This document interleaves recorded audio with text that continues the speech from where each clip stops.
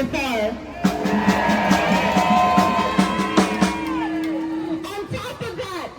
On top of the constant bombardment of the people of Gaza that we've seen live streamed on our phones, thanks to a steadfast journalist in Gaza, we have seen Israel now starve the people of Gaza. We have seen them starve them for months, not letting aid in, and when aid gets in, it's part of a sham campaign. It's part of the Gaza Humanitarian Foundation, which has people wait in lines and then shoots them.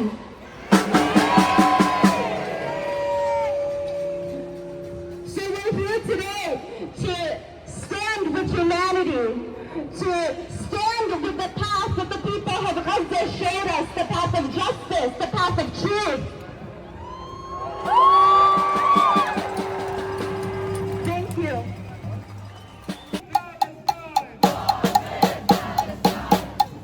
I think it has to be said that the United States of America, that's funding, facilitating, and participating in greenlighting this genocide, the government, His Majesty's government in the UK, that is funding and assisting in greenlighting this genocide, the President and the government of France that have been greenlighting and funding this genocide, and many of the other governments that have been funding and facilitating and greenlighting this genocide have not just been doing this for the past 2 years, they've been complicit since 1917 in the conspiracy to destroy and expel and ethnically cleanse the Palestinian people.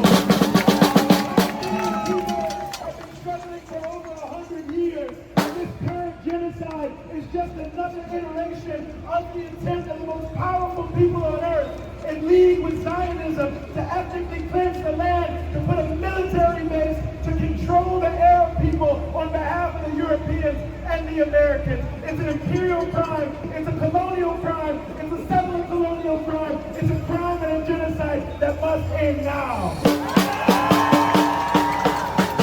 Months later, as we are witnessing the genocide playing out live on our screens. In what world is this normal? In what world is the starvation of an entire population is normal? In what world is the killing and maiming of tens and hundreds of thousands of Palestinians is normal? In what world pulling out families out of rubble is normal? In what world is bombing hospitals into dust while patients bleed on the floor normal? And yet, Israel insists it is normal. And the world has followed. Palestinian death has been sanitized into numbers. Our suffering packaged into...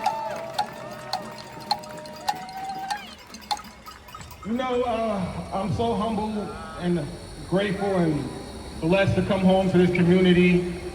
And I want to say thank you to each and every one of y'all who shared my story, who shared the story of the 21 volunteers on the Hundela who kept all eyes on us, who kept us safe from the IOF and the authorities of Israel. Thank you.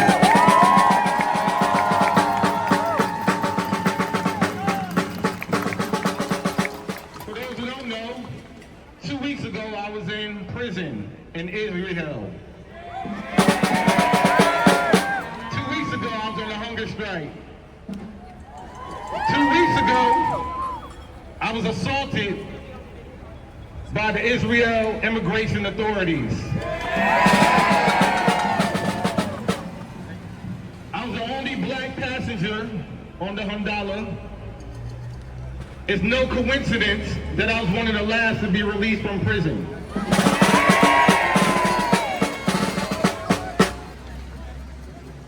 All my comrades who were locked up with me, it was 14 of us. 12 of them were taken directly to Tel Aviv and deported directly to their countries. Where me and my Arab brother Hatem from Tunis, we were the only two, once again, people of color, who were dropped off at the border of Jordan.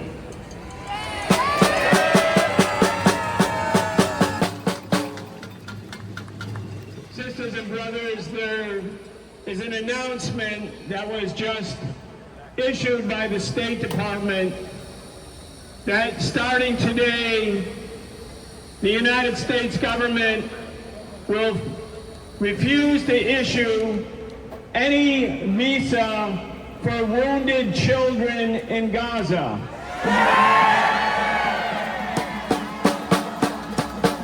You really have to wrap your head around what that means. Why would the U.S. government refuse visas to wounded children in Gaza? It's because the Trump administration now believes that if they can make the life of Gazans, the life of the Palestinian people, so horrendous, so insufferable, so catastrophic, that the people will have no choice but to leave. And we're here today to send a very, very important message to the people of Gaza. The U.S. government is standing with the fascist regime in Tel Aviv, but we, the American people, stand with you